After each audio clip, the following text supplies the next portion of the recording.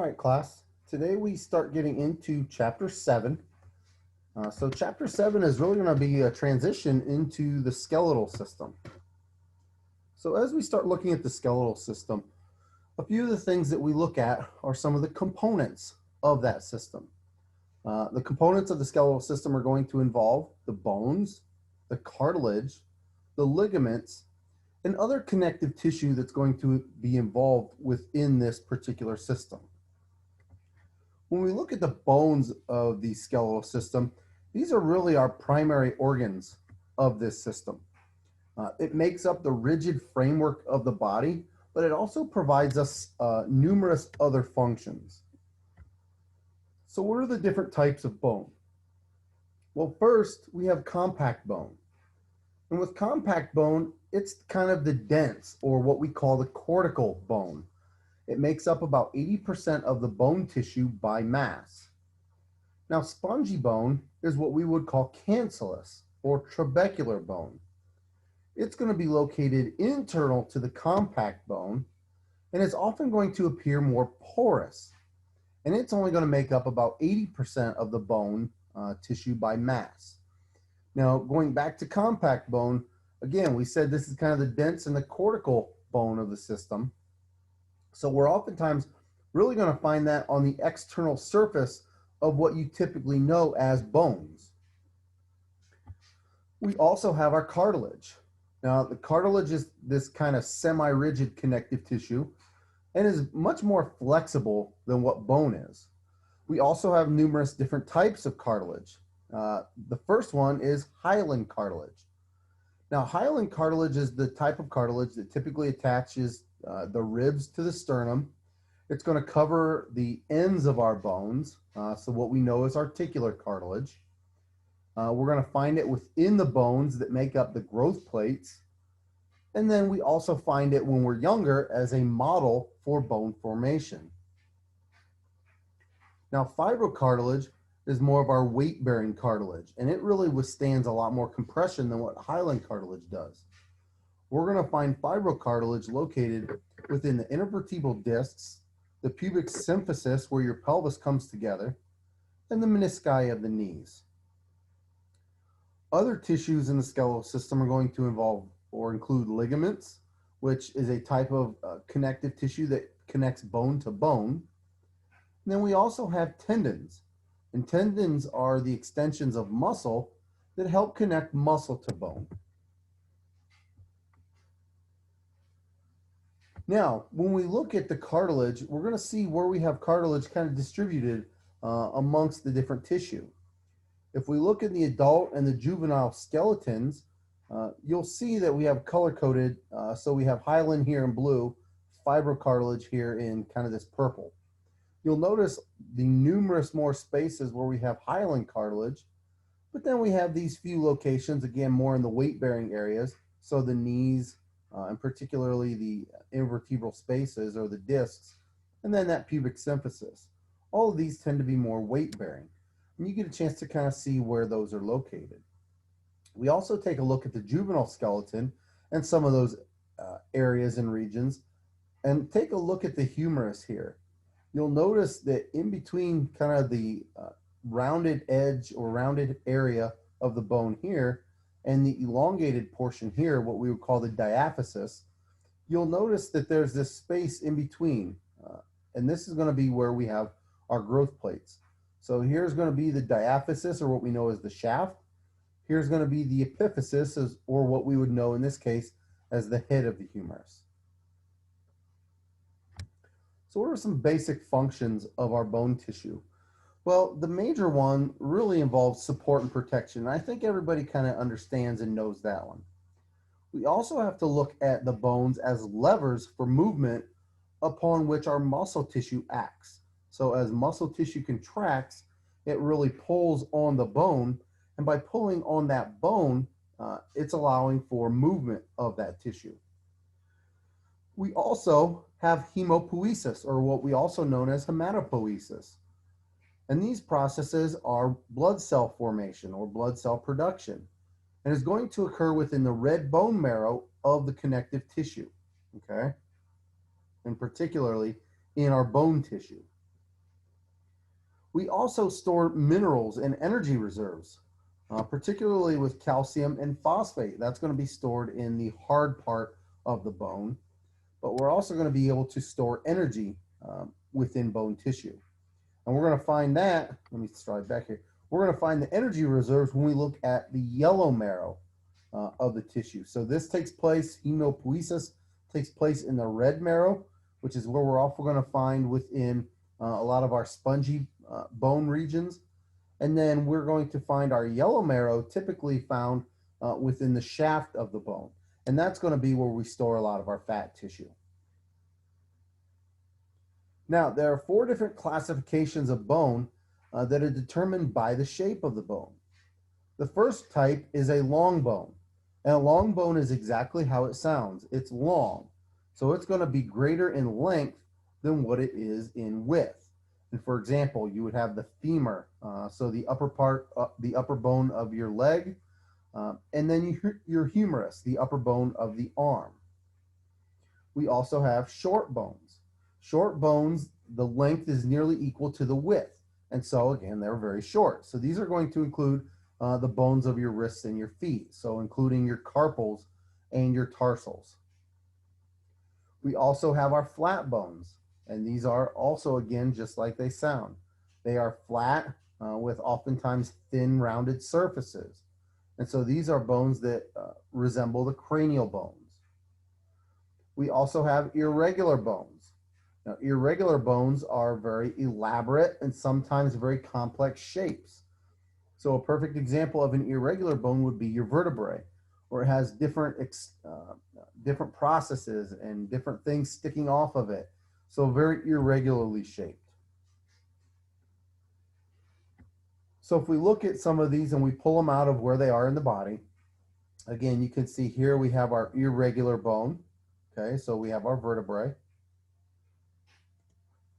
You can see our long bone is going to be, in this case, the femur. And so we're pulling it right out of the leg. Here's a short bone, in this case, the tarsal, which we pull right out of the foot and the ankle. And then here we have some flat bones. And this flat bone we pull right out of the skull here.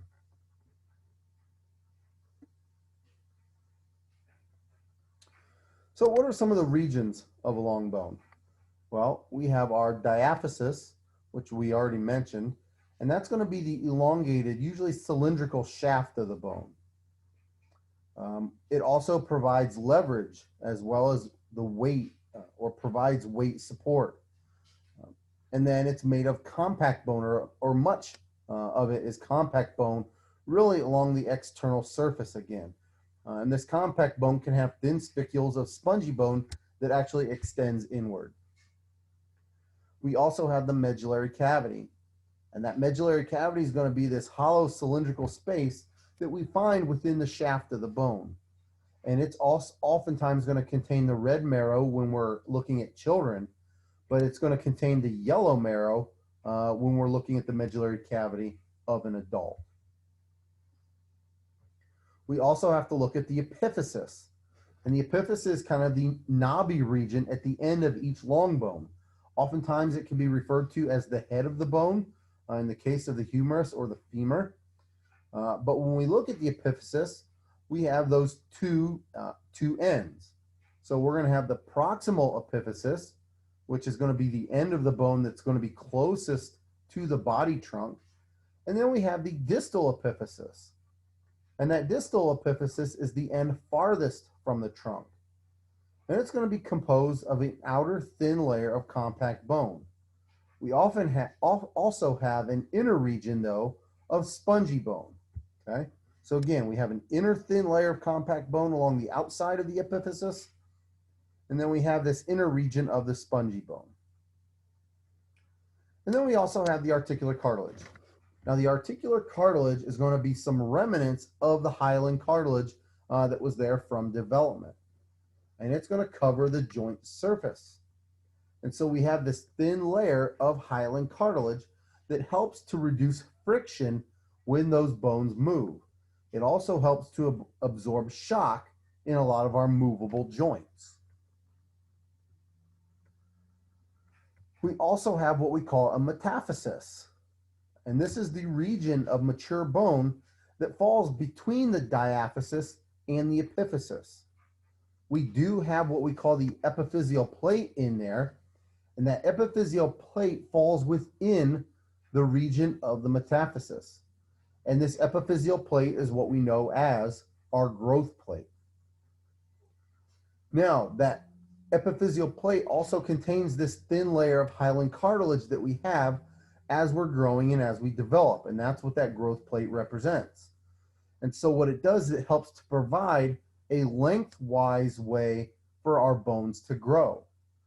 As we get older and as we get into adults, we call that the epiphyseal line, because now that epiphyseal plate actually becomes more ossified, where it becomes all bone and is no longer actually a layer of cartilage.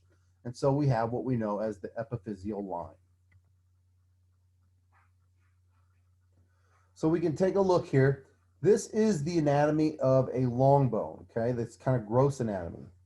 You'll notice if we start from here to here, this whole section here is our diaphysis. This is the shaft of the bone. Here, from this point to this point, is what we know as the epiphysis, or at least in this case, the proximal epiphysis. And so this is going to be the part that's closest to the body. Down at the bottom, we have our distal epiphysis. So this is going to be farther away from the point of origin, so farther away from the body. And then within that region between the epiphysis and the diaphysis, we have our metaphysis. Where here right along this red line, this red pointer, you have in this case the remnants of our growth plate, and this is called the epiphyseal line. Now, in an adult, it's called the epiphyseal line. In a child, this is actually going to be cartilage, and this is what we know as our epiphyseal plate or the growth plate. Now, when we get into fractures, we're actually going to see that there is a type of fracture called a Salter-Harris fracture, and that's actually going to be a fracture that can involve this epiphyseal line, or excuse me, the epiphyseal plate. So what are some of the coverings of our bones? Well, the first one is going to be the periosteum. Now, the periosteum is the tough sheath that covers the outer surface of the bone. And what it is it's an outer fibrous layer of dense, irregular connective tissue. And what this tissue does is it protects the bone from surrounding structures. But you'll see here, it also anchors the blood vessels and the nerves to the bone's surface. And this periosteum is actually going to be the attachment site then for ligaments and tendons. We also have an intercellular layer. Now that intercellular layer is going to include the osteoprogenitor cells, our osteoblasts, and our osteoclasts. Okay, and so these are different types of cells that will have different functions, and we'll talk about each of those coming up. So again, our periosteum, a double layered membrane with an outer fibrous layer and an inner cellular layer. It's going to be attached to the bone, the periosteum is, by numerous collagen fibers, particularly called perforating fibers. Okay. These perforating fibers are also known as Sharpey's fibers. So let's just go ahead. I'm going to type this in here for you because I will use this interchangeably.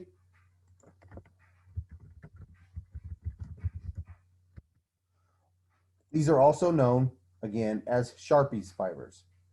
And again, these are going to attach the periosteum to the underlying bone layers.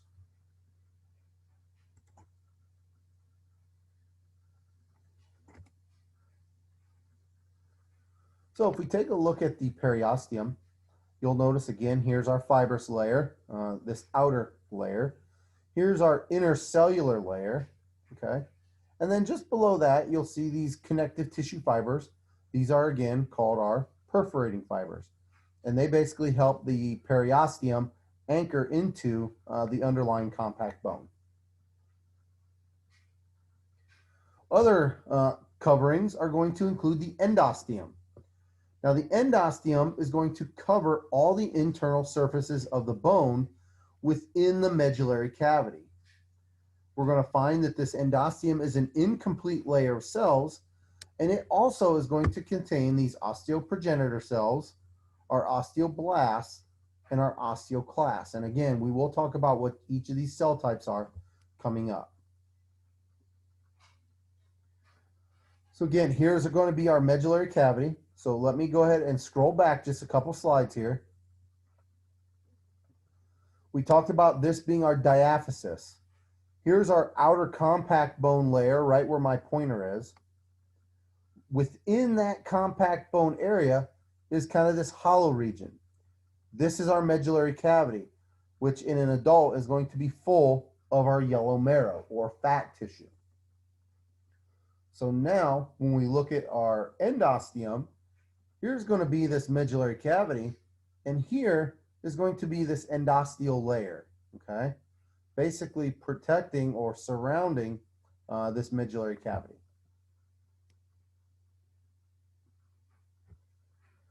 So as we look at some of the other bone classes, we're going to look at some, aside from the long bones, when we look at the short, flat, and irregular bones, the structure or the gross anatomy of those bones are actually going to differ compared to a long bone. So when we look at the short, flat, and irregular bones, the external surface, again, is going to be composed of compact bone. However, we're immediately going to have the interior component of that bone. It's going to be composed of spongy bone. Now, within spongy bone, we're going to have a type of tissue or a name for that spongy bone called diploe. And diploe is what we're going to call spongy bone in a flat bone of the skull. Okay? So again, diploe is going to be the spongy bone in the flat bone of a skull. When we look at these other types of bone, these other structures, they have no medullary cavity. Okay, so unlike a long bone that's got the medullary cavity down the shaft, the short, flat, and irregular bones have no medullary cavity. And so let's make this our attendance question of the day, or code word of the day. Our attendance code word is going to be diploe. Okay, so again, code word for today is diploe. So if we take a look at our flat bones then, here's our skull. We've taken this small little section out. You can see here we have our periosteum. Underneath our periosteum, we have this layer of compact bone. And then right underneath our compact bone, we have this spongy bone layer. And again, in a flat bone, this is going to be called diploe. And then on the other side, we have our compact bone again with our periosteal layer. And you can see what this spongy bone looks like. It's not near as solid, not nearly as compact as what you see with our compact bone.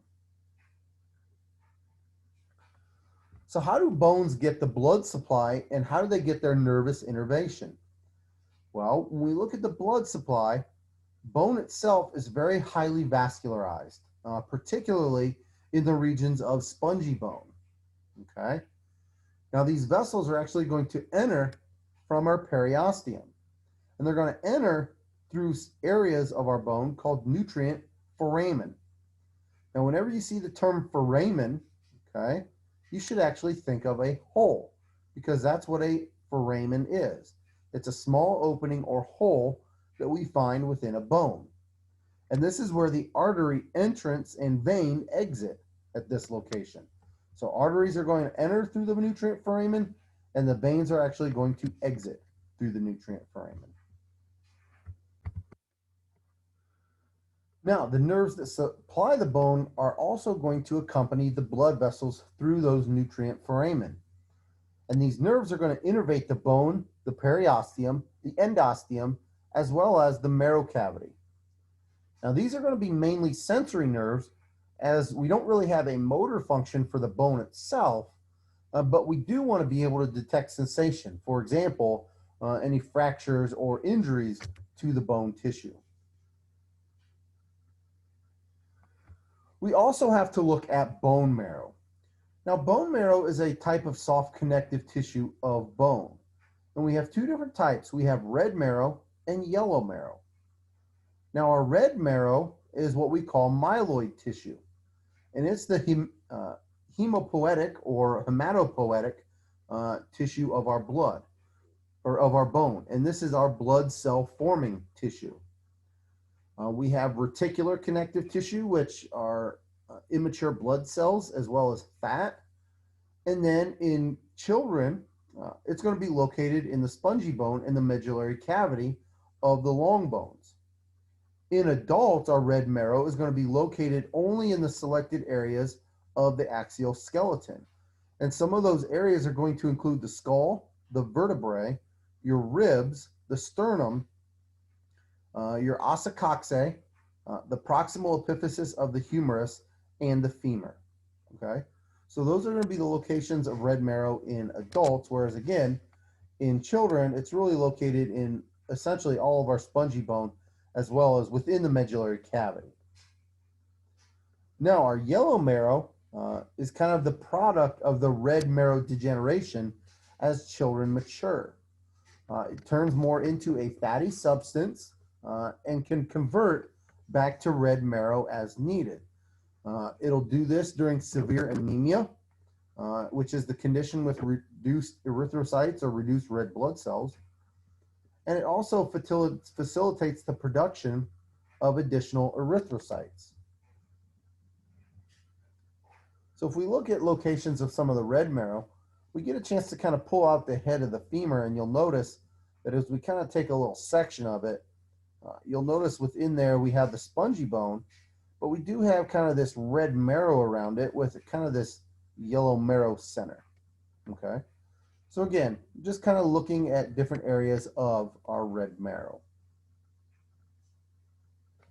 So let's look at a clinical view, and this is going to be a red marrow or a bone marrow transplant.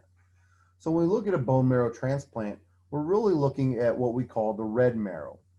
And so essentially we see where bone marrow is essentially destroyed by radiation and chemotherapy. And so we're typically going to have this abnormally functioning marrow that we essentially want replaced. And so essentially what happens is we have these harvested cells that basically get injected into the bloodstream of the recipient. And so we're using the red marrow donor to get some healthy cells. What we see are these cells are typically going to migrate to the normal locations for the red bone marrow. And part of that is the reason why we need to have a match.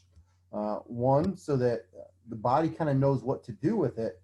But number two, in this statement, so that the immune system of the recipient doesn't kind of turn its body on the marrow that we're injecting and start to attack it. So let's look at kind of the microscopic anatomy of some other bone connective tissue. When we look at the bone connective tissue, we're really looking at the primary component of bone, and it's really composed of cells as well as the extracellular matrix. Now, I said we would talk about some of those cell types, and so when we look at bone, we're really looking at 4 different types of bone tissue, or 4 different types of bone cells. We have osteoprogenitor cells, we have osteoblasts, we have osteocytes, and we have osteoclasts. Now, if we look at our osteoprogenitor cells, these are going to be the stem cells of our bones, and they're derived from mesenchyme. As we go through cellular division yields another stem cell and a committed cell. And this committed cell, as it matures, becomes what we call an osteoblast. Okay? These osteoblasts, or these osteoprogenitor cells, are going to be located within the periosteum as well as within the endosteum.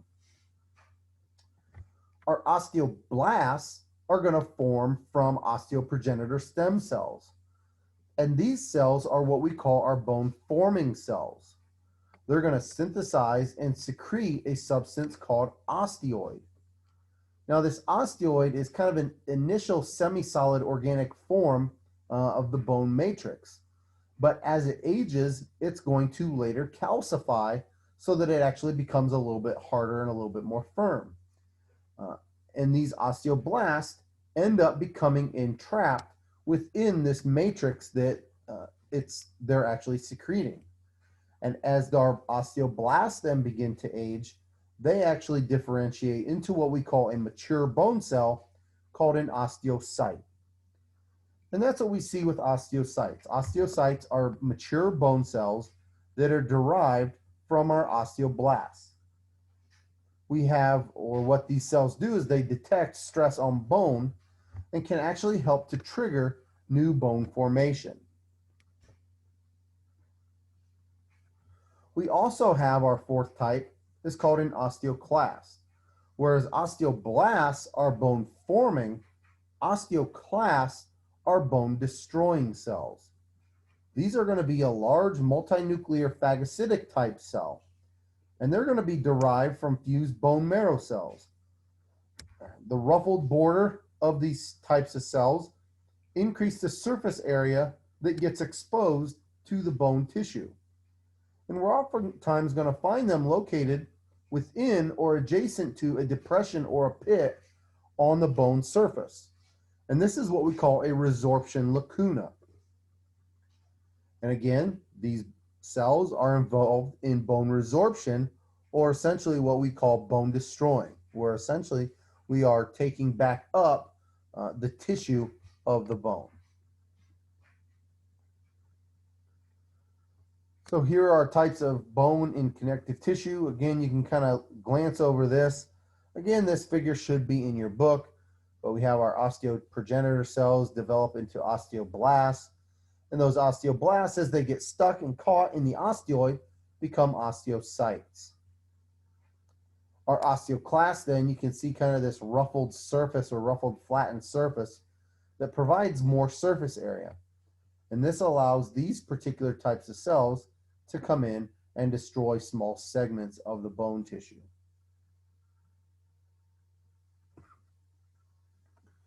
So when we look at the bone matrix, then, the bone matrix is essentially the, if you want to call it kind of the soft tissue of the rest of the bone outside the cells. But essentially, it's kind of a hardened area. So the bone matrix is what we call that.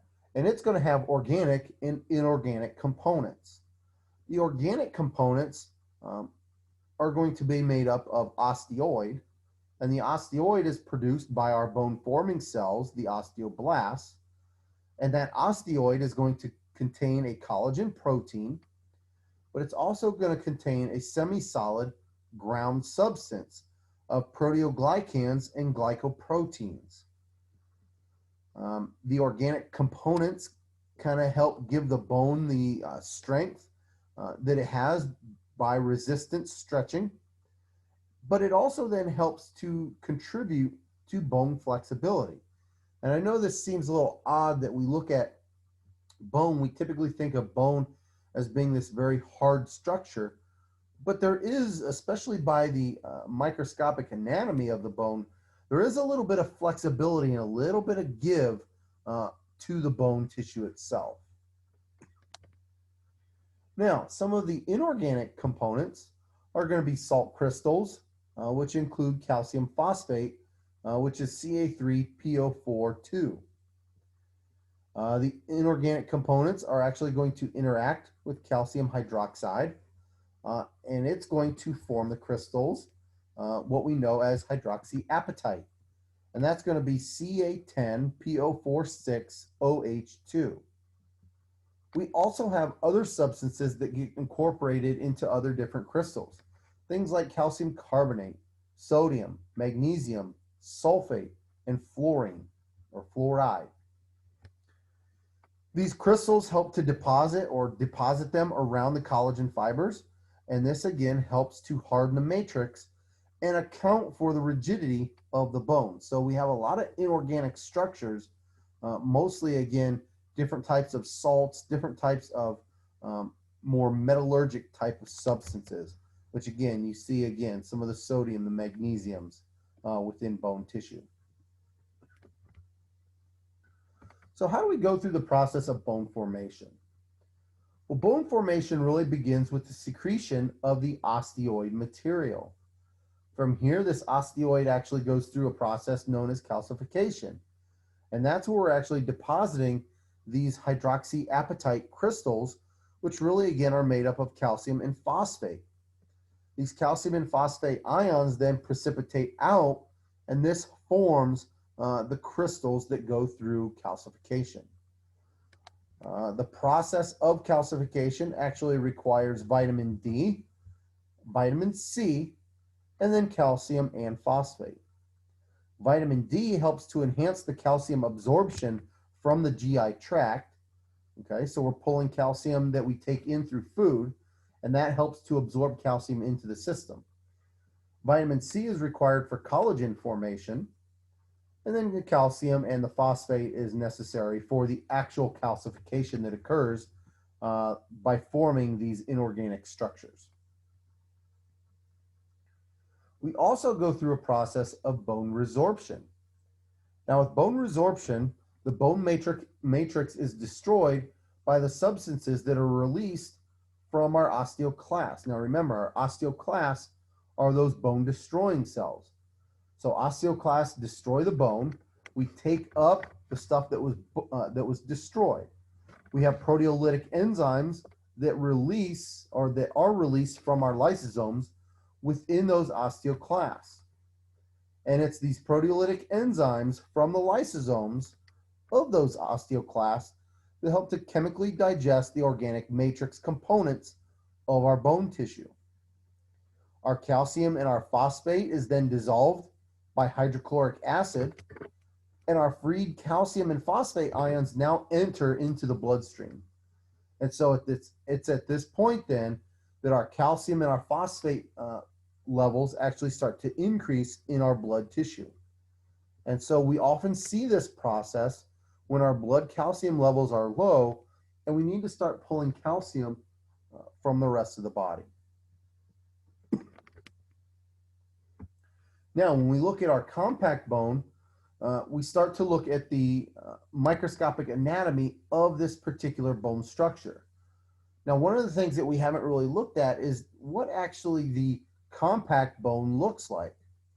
Well, that's what we're going to look at here over the next few slides, is the structure or the microscopic structure of compact bone.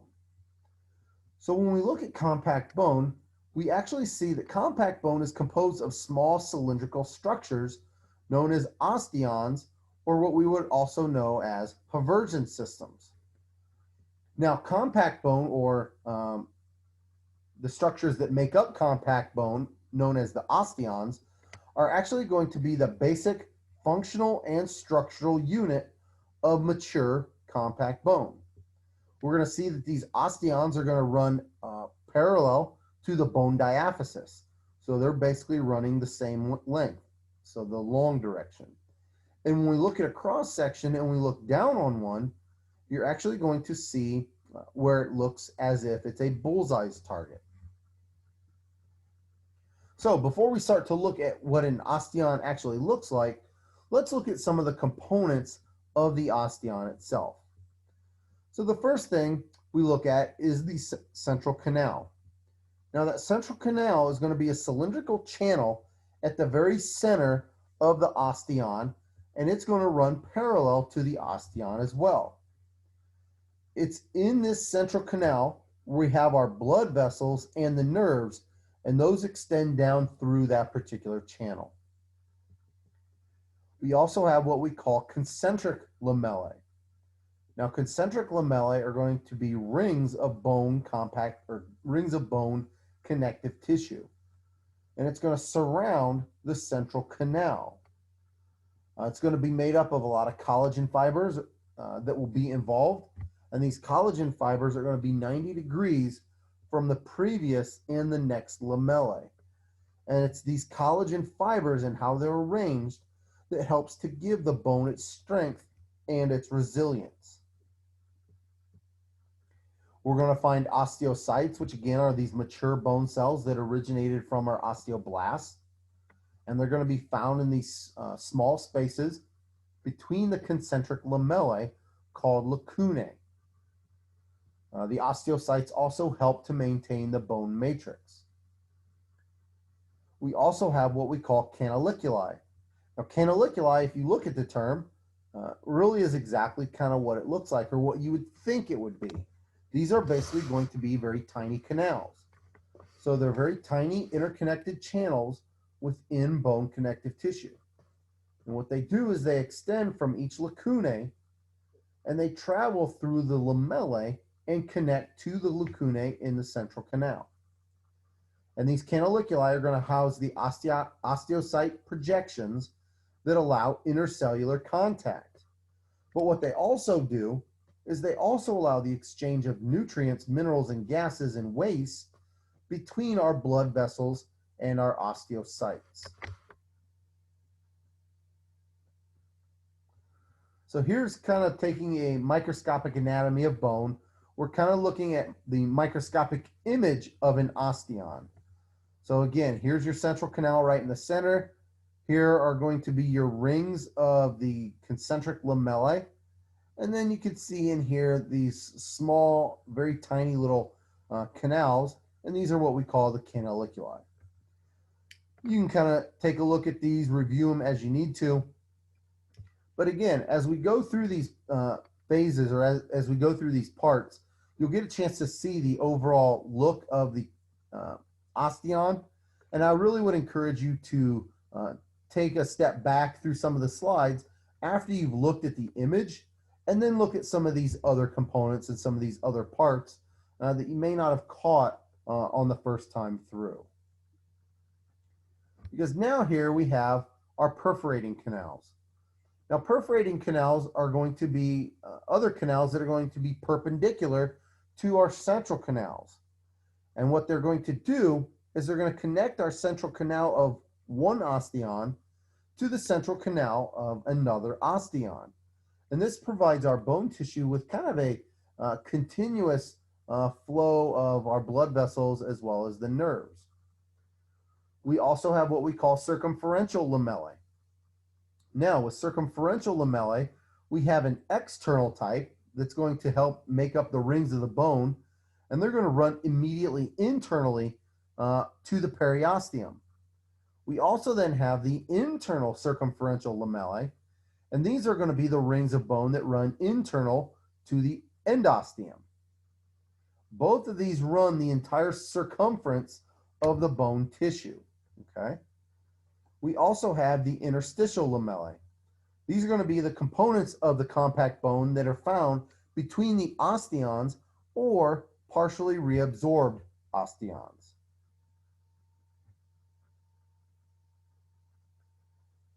So here you can kind of take a look, and we get a chance to see these little sections here, and we get a chance to see all the other parts that we've talked about. So here we have our osteon. You get a chance to kind of see this little section. Here's our central canal. And here we have our artery, nerve, and vein running right through the center.